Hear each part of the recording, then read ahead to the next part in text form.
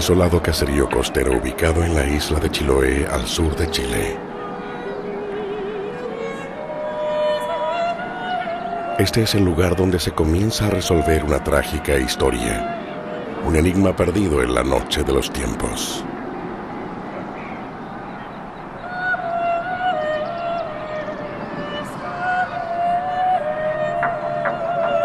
En la iglesia del poblado, construida a mediados del siglo XIX por los jesuitas, Juan Weicha y su familia realizan trabajos de restauración.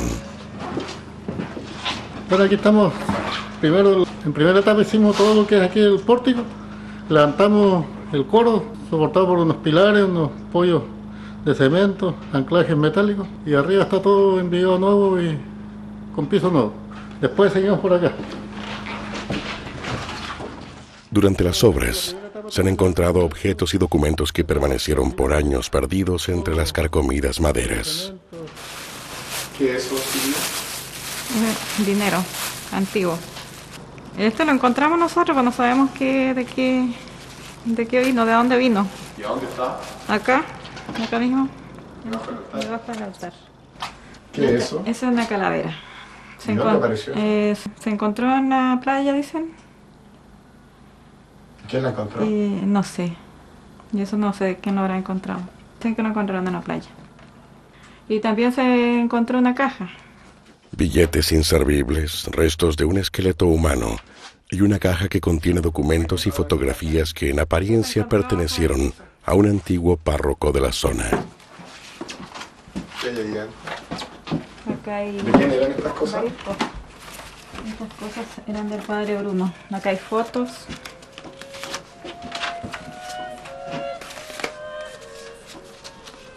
Ahí también hay unos dibujos acá que no sé qué significan. Pero entre los papeles se descubrió algo más. Unos enigmáticos dibujos que guardan un secreto sepultado por las viejas maderas, la humedad y los años. A ojos de sus descubridores, los grotescos bosquejos carecen de explicación. Pero resulta evidente que no son creaciones artísticas, sino que corresponden a un acabado estudio anatómico. Yo pienso que puede ser una leyenda basada al Camagüeto. Se ve como hay un ojo como que lo están examinando. Tiene como una pieza. Una jeringa, las manos te agarra. El objeto de estudio es inaudito. Las figuras grafican cuerpos de niños deformados por monstruosas anomalías en manos, pies, cabeza y rostro. Cada una es acompañada de una exhaustiva clasificación y descripción de las malformaciones. El autor de los dibujos registró acuciosamente un fenómeno del que se desconocen antecedentes y que más parece el fruto de una cruel pesadilla. Chiloé es una región cargada de leyendas, criaturas míticas y supersticiones. Y un descubrimiento tan singular podría ser otra de sus curiosidades. Sin embargo, estos dibujos son la pieza que faltaba para resolver un confuso caso policial que permanece cerrado en los polvorientos archivos de la justicia.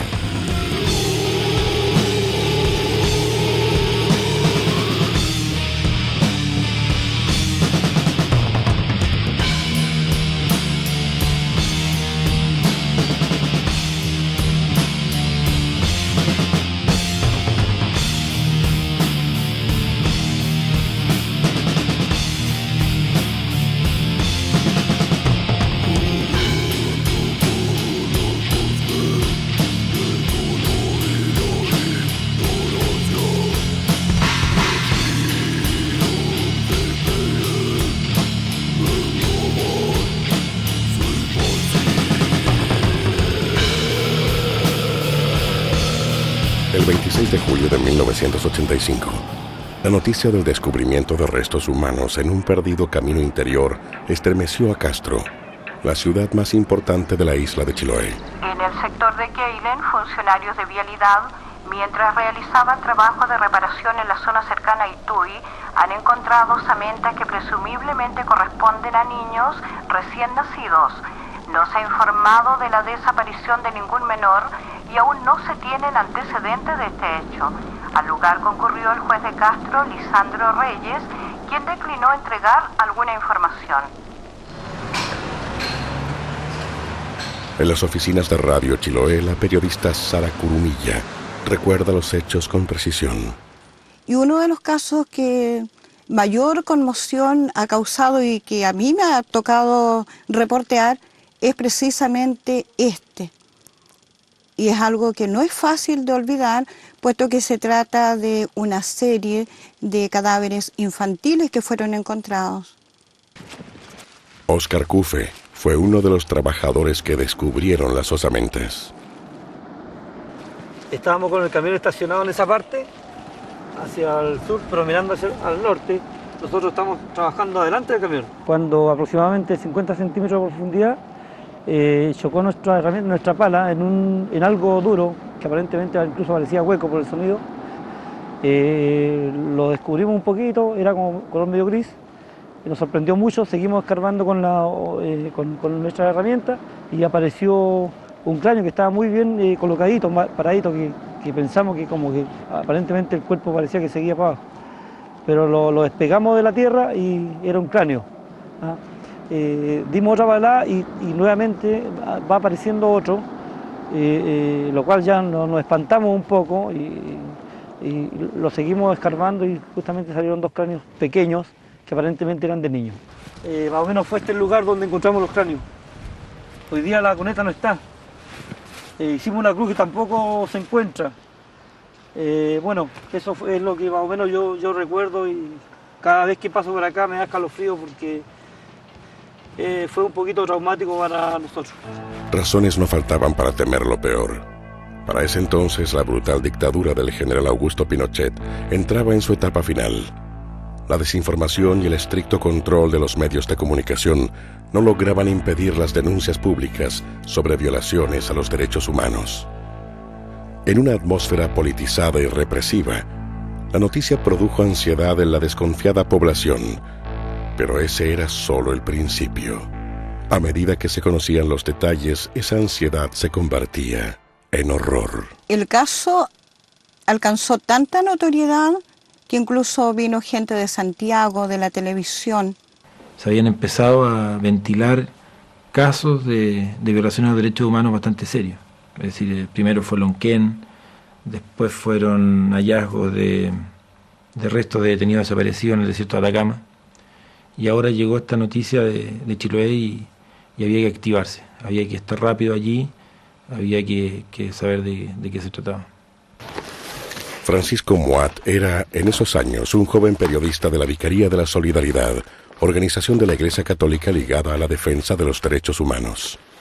Viajamos a Chiloé con un camarógrafo, con un productor, y tratamos allí en terreno de pesquisar, bueno, de qué iba este hallazgo de osamenta. Ya en este sector nosotros recibimos una alarma, lo hicimos presente y estamos verificando, hemos encontrado osamenta. ¿A qué correspondería esa osamenta? ¿Nos puede informar? A qué corresponde no lo podríamos informar, pero sí, efectivamente hemos encontrado osamenta. ¿Cuáles son los procedimientos que seguirán después de esto? Bueno, nosotros desde aquí ya informamos al juez y él es el que procede con lo que le corresponde a él. Fue un hallazgo macabro. Cuando nosotros llegamos a Keilen, a Chiloé, al lugar de los hechos, y empezamos a investigar con la gente, nos percatamos rápidamente de que había un rumor fuerte de que se trataba de un hallazgo de osamenta bastante macabro. Nosotros por nuestro trabajo estábamos acostumbrados a ver cosas horribles, y hacía muy poco además se había producido el famoso degollamiento de 3 miembros del Partido Comunista en Santiago. Pero te diría que, es decir, lo que pasó allí en Keilen, en ese sentido para nosotros fue más horroroso y más espeluznante. 3 cráneos de niños recién nacidos fue lo que se encontró allá.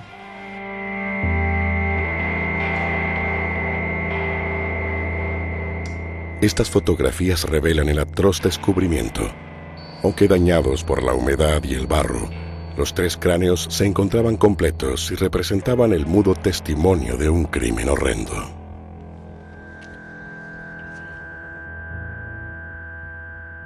A cargo del caso fue designado el juez Lisandro Reyes, un cuestionado magistrado muy cercano a las esferas militares.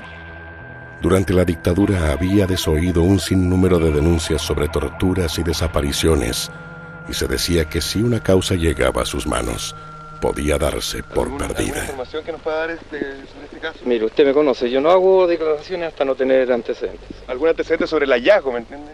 Esperemos que termine la investigación y ahí conversamos. ¿Cuándo vamos a poder conversar, juez? Eso lo veremos más. Bueno, cuando supimos que el juez que estaba a cargo de la investigación era el magistrado Lisandro Reyes, la verdad es que nos urgimos bastante. Es decir, Reyes era famoso en esa época por tirarle tierra a los casos rápidamente, por ocultar evidencia. Era, no sé, es decir, yo creo que ha habido pocos ejemplos en la historia del Poder Judicial de corrupción tan evidente como la que ejercía Lisandro Reyes. Por eso nos urgimos, por eso nos activamos, por eso fuimos muy rápido y necesitamos con la mayor celeridad tener claridad de a dónde eran, qué pasaba, cuál era el origen de estos 3 cráneos de niños recién nacidos. Para sorpresa de todos, Reyes trabajó en el caso con inesperada diligencia, presionado tal vez por la incómoda notoriedad que había alcanzado el caso. Tras un mes de investigación fueron encontrados nuevos restos de recién nacidos, esta vez en un pantano.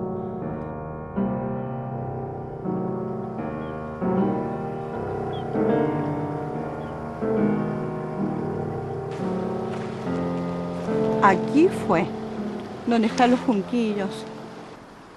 Días después aparecen en un sector de Agoní, alto, en un mallín del campo de los Andrades, ahí aparecen 2 cráneos más. Bueno, todo esto fue mucho más, se dio con mucho más temor igual, porque no sabíamos lo que estaba pasando en nuestras comunidades en ese tiempo. Habían aparecido ya 5 cabecitas de niños. Resultaba extraño, más aún cuando ninguna mujer había hecho alguna denuncia acerca de la desaparición de su hijo. Fue eso precisamente lo que llevó a mucha gente a pensar que se trataba de una serie de abortos. Esta hipótesis de los abortos cobró fuerza entre las autoridades, quienes intentaban acallar los crecientes rumores que sugerían que manos militares estaban involucradas en los crímenes. Pero la teoría de los abortos fue inmediatamente desechada. Así lo declara la doctora Ana María González, quien estuvo a cargo del informe forense. Abortos en ningún caso. Los cráneos que analizamos eran de niños de sugestación completa. Estamos hablando de 9 meses de embarazo. Un aborto tiene que tener 5 o 6 meses de embarazo. Lo que obviamente nos llamó la atención y nos dejó con los pelos de punta fue que eran solo cráneos de niños recién nacidos. No había ninguna otra osamenta en el hallazgo y en lo que después verificó la doctora González.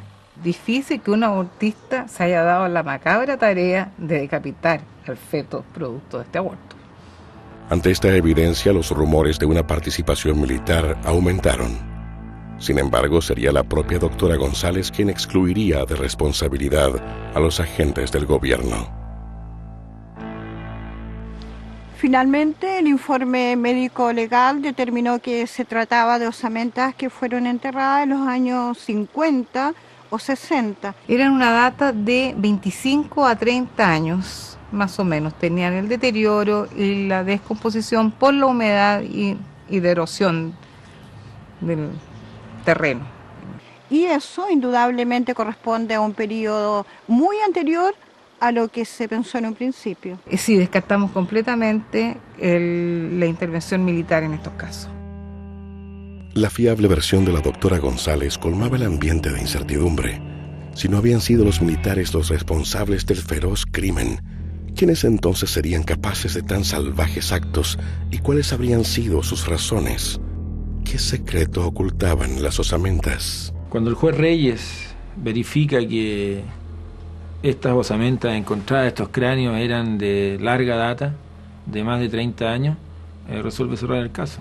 Lisa y llanamente sobresee el caso, ya que no tenía ningún interés jurídico en determinarse culpabilidad alguna, y con eso se lava las manos, no maneja ninguna hipótesis, en el fondo se desinteresa.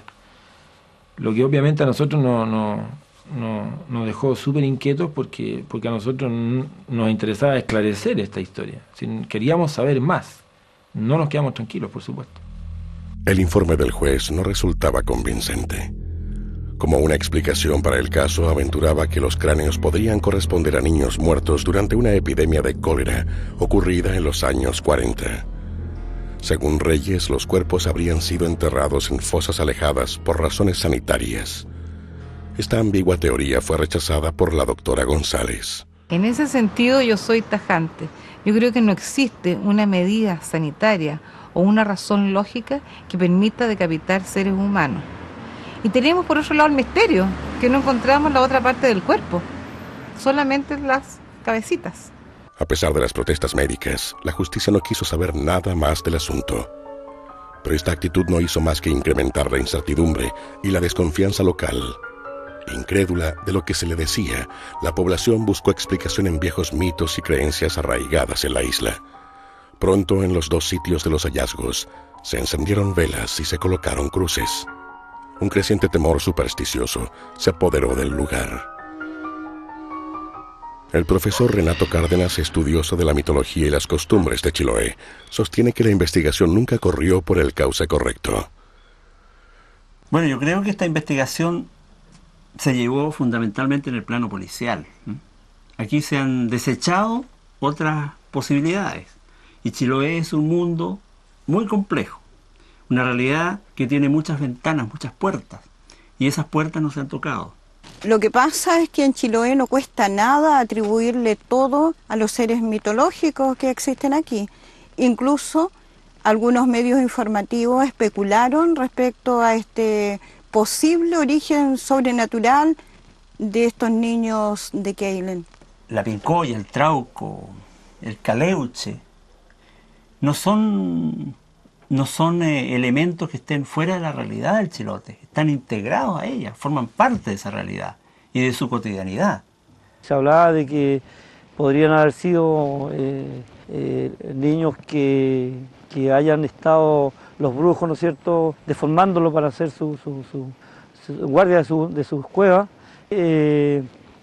Una de los comentarios era eso, quizás no soportaron las torturas que le hacen para deformar y se murieron y lo enterraron en estas partes. En esta atmósfera de presunciones y superstición, el caso volvió a alcanzar notoriedad. Los diarios publicaron un mes después de cerrada la investigación las sorprendentes declaraciones de una mujer que confirmaban las habladurías populares. Bueno, se empezaron a decir un montón de cosas bien disparatadas. La que más recuerdo es una que refirió una partera y que además me involucraba al cura.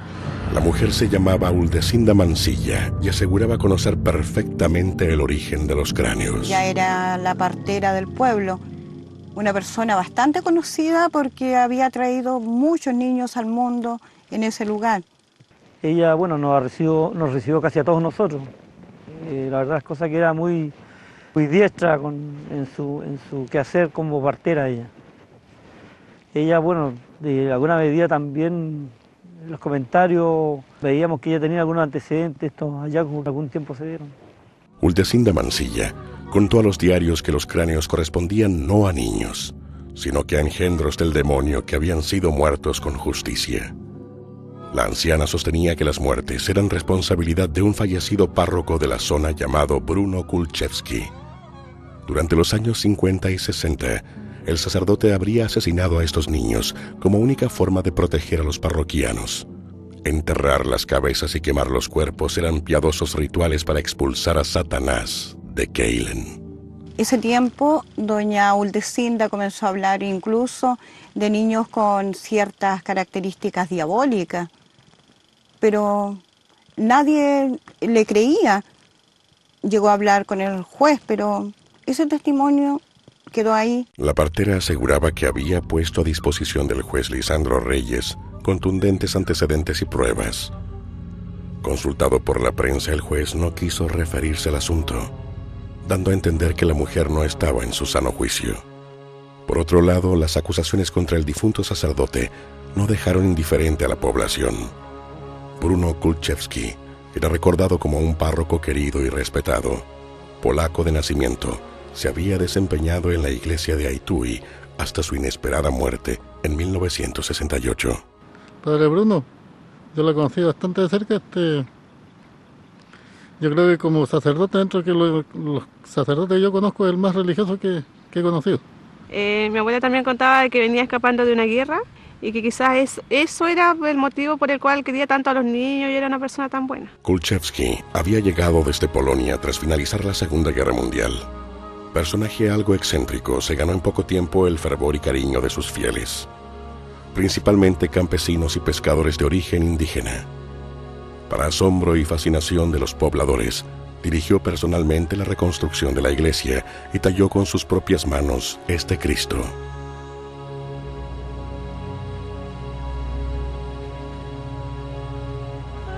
Kulczewski se interesó profundamente por la mitología chilota y estableció paralelos con tradiciones católicas medievales.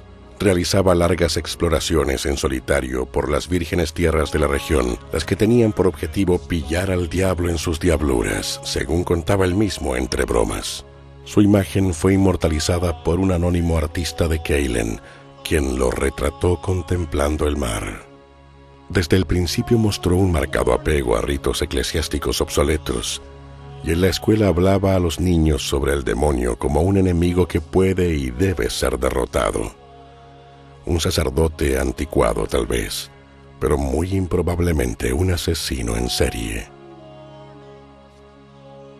En 1985, 17 años después de su muerte, el prestigio de Kulczewski seguía siendo incuestionable, por lo que la comunidad reaccionó indignada frente a los dichos de Uldecinda Mansilla. Los periódicos no tardaron en retractarse, reconociendo que habían entregado apresuradamente una información poco confiable. El nombre del padre Kulczewski fue purgado y la partera evitó dar más declaraciones. ¿Tú seguiste interesado en la investigación? Sí, yo quedé metido con el tema del cura Kulczewski y me puse a investigar un poco más. Pedí antecedentes a Santiago para que me mandaran información del cura y la orden ahí fue perentoria. Me dijeron abandona el caso y me redestinaron de hecho a otra historia y para mí la historia de los cráneos de Chiloé pasó al olvido.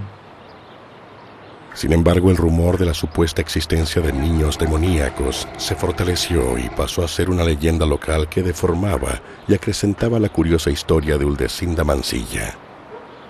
La partera nunca negó sus dichos y por 20 años se ha mantenido en silencio hasta ahora. Uldecinda Mansilla vive retirada en las proximidades de Keilen y a los 81 años nos vuelve a dar su testimonio. ¿En qué consistía el trabajo de partera? El trabajo de partera era de tratar de recibirlo más bien la guagua, ¿no? Y con mucho cuidado. ¿Y usted fue la partera acá por muchos años? Sí, por algunos años. ¿A cuántos niños recibió? Por lo menos sus 50 niños. Por lo menos, es que no me acuerdo bien, serían más quizás. Uldecinda sostiene que la historia que refirió en 1985 es cierta. ¿Eran normales estos niños, señor Uldecinda? No eran normales. ¿Y cómo eran? Tenían una colita y varios dedos en las manos. Tenía que avisarle al curita cuando nacían estos niños raros. ¿A qué padre? Al padre Bruno. Según su relato, Uldecinda debía buscar las marcas en las criaturas e informar de inmediato al padre Kulczewski. ¿Pero cómo? ¿El padre los mataba? No, el padre no lo mataba, lo ejecutaba. Los ejecutaba. Esa era la expresión usada por Kulczewski. ¿Y el padre enterraba los cuerpos? Lo enterraba, pero se quedaba con las colas. ¿Con las colas? ¿Y qué hacía con las colas? No sé. Según la partera, el sacerdote le entregó profusos estudios y documentos referentes a los niños. ¿Qué había en esas pruebas? Unos papeles y unas fotos. ¿Y por qué las guardó usted? porque el padre me pidió que las guardara. Señora Uldecinda, ¿qué hizo con las pruebas? Se las entregué todas al juez cuando fui a dar mi testimonio. ¿Se las entregó todo? Todas. Entregando los papeles a la justicia, Uldecinda seguía instrucciones precisas que el párroco le había dado poco antes de morir. Kulczewski no quería que se culpara a algún inocente si los cráneos eran descubiertos. Pero el juez Lisandro Reyes no hizo caso alguno a los papeles entregados por Uldecinda. Es probable que no creyera en su legitimidad y con su silencio evitó dañar la imagen del sacerdote, de quien había sido amigo en su juventud. Pero las razones que tuvo el juez para guardar silencio son imposibles de conocer con certeza, puesto que encontró trágica muerte en un accidente automovilístico en agosto de 1987.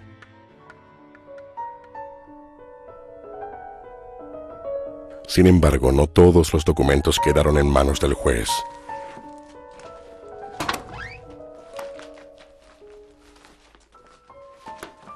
Uldecinda Mansilla decidió conservar este dibujo, realizado por el padre Bruno Kulczewski, al igual que los encontrados en la iglesia de Aitui.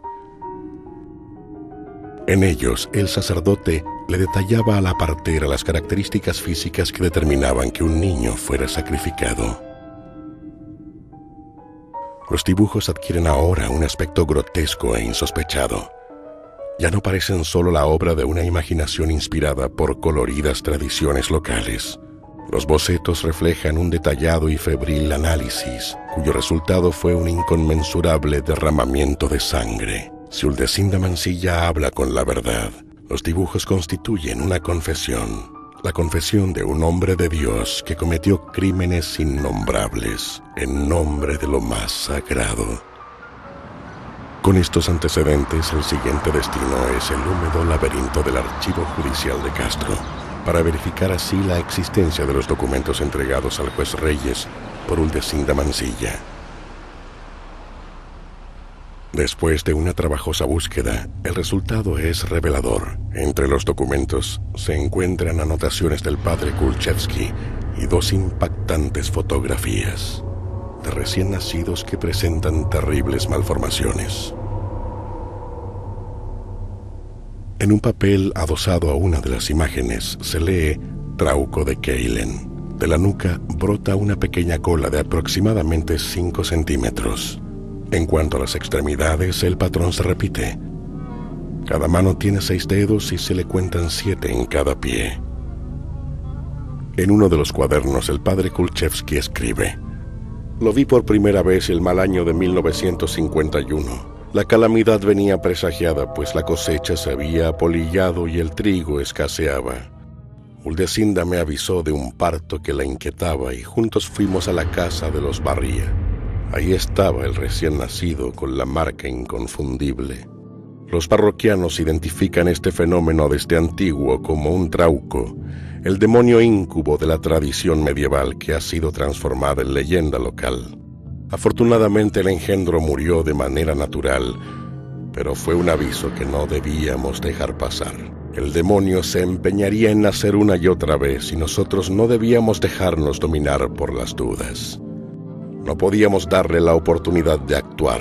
Había que destruirlo mediante el proceso descrito en la pseudofigrafa, método desagradable y denigrante, como Satán, en su infinita inmoralidad, ha destinado que sea. El doctor Guillermo Schultz, del Hospital de Castro, cree que la existencia de niños demoníacos es un mito más de la isla. Sí, lo que vemos acá, casos de malformaciones, como en otros lugares. Aquí en Chiloé hemos tenido varios casos que nos han llegado, como por ejemplo niños recién nacidos con hidrocefalia, algunos casos con varios dedos, polidactilia, 6, 7 dedos, pero son habituales, sobre todo en esta zona, porque acá se da mucho la consanguinidad. Pero de ahí ver niños con colita, con rasgos diabólicos o de animales, la verdad es que nunca hemos visto ni escuchado. Eso ya cae más sobre la mitología, que en realidad no es nuestro campo. Aparentemente Kulczewski relacionó el fenómeno con el mito del trauco chilote, aquel enano deforme que según la tradición embaraza a las mujeres solteras de la isla mediante engaños.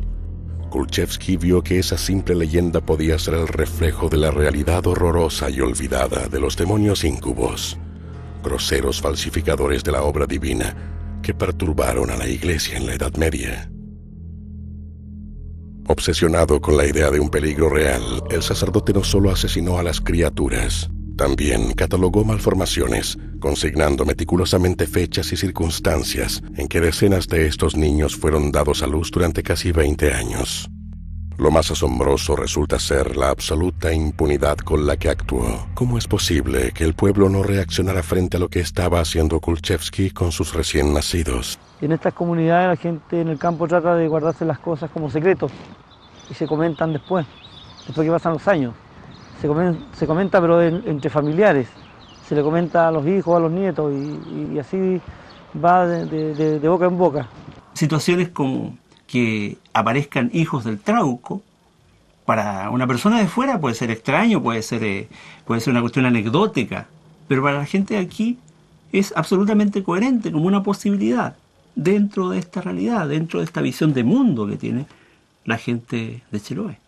Lo cierto es que la matanza realizada por el sacerdote no pudo pasar inadvertida para los pobladores. Más aún, la única posibilidad de llevar a cabo su cometido era contar con la complicidad de todos ellos, situación que no es nueva en comunidades cerradas y distantes. Rosa Namuncura, una mache de Puerto Saavedra, en el año 60, sacrifica a un niño para conjurar el maremoto que había asolado al sector. Es procesada, incluso absuelta, porque los asesores del juez le dicen que, los asesores que eran antropólogos le dicen que no era conveniente, porque ella estaba actuando de acuerdo a las demandas de su cultura, de su sociedad. En el caso de Keilen tenemos lo mismo, tenemos la confrontación de sistemas. Kulczewski obtuvo la confianza y el silencio del pueblo para realizar lo que veía como una cruzada en el último rincón del mundo. En uno de sus cuadernos relata: les hablé a estas buenas gentes de la conspiración demoníaca. Les dije que en esta realidad de pesadilla, en este horror, los hombres solo pueden ser aliados de Dios o del demonio. Les expuse los crueles hallazgos y tuvieron que creerme. La misión del sacerdote fue exitosa. La población jamás falló al pacto de silencio. Aún hoy ningún otro testigo está dispuesto a dar su testimonio. Bueno, allí el sacerdote, de alguna manera, yo pienso que fue el líder de esta situación.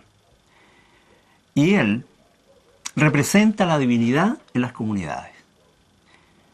Entonces de pronto empiezan a aparecer nacimientos extraños, nacimientos que tienen características, simbologías que hacen pensar en que estos niños pueden ser fruto del Trauco o de entes que para este sistema religioso representa el mal. Entonces, cura y comunidad se asocian para eliminarlos. Yo creo que ahí está una de las hipótesis de esta muerte. En el arzobispado de Santiago, el diácono y vocero Luis Rondón tacha la hipótesis de absurda y contradictoria con las enseñanzas eclesiásticas. En realidad no nos vamos a referir a las supersticiones porque no es nuestra materia, pero quisiera decir que la posición de la Iglesia en lo que se refiere a las malformaciones, especialmente en los niños, es muy clara. Todos los hombres nacen iguales ante Dios y esta igualdad permanece. No podemos hacer diferencia por circunstancias como esta. Creemos que es muy grave imputar al padre Kulczewski alguna vinculación con estos hechos que son absolutamente terribles y condenables por la Iglesia. La muerte del sacerdote está envuelta en un halo de misterio. A finales de los 60, tras casi 20 años de intensa lucha contra su demonio, los engendros simplemente dejaron de nacer. El pueblo volvió a la calma y la totalidad de los nacimientos fue desde entonces normal. Pero esto no alivió al sacerdote. El resultado de su sangriento cometido parece haber provocado su desmoronamiento moral. Las imágenes de los niños muertos lo atormentaban. El 7 de abril de 1968, se colgó de una de las vigas de la iglesia de Aitui. Según la crónica de un periódico que constata su muerte, dejó una confusa y escueta nota con la solitaria frase: fue en vano. y las iniciales de su nombre, B.K. El hombre estaba muy enfermo. Se fue al último rincón del mundo a divulgar la fe y lamentablemente, como le sucede a muchas personas, su salud lo traicionó. El hecho de que se haya suicidado demuestra lo alejado que estuvo de la religión en los últimos años de su vida.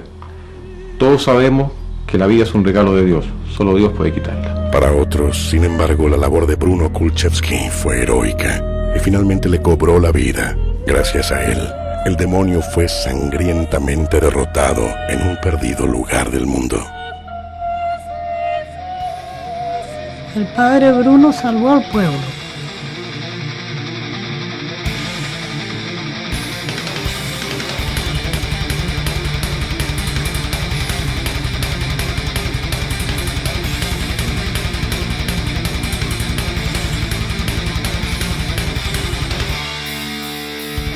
Oculto en tierras y mares del sur, perfume prepara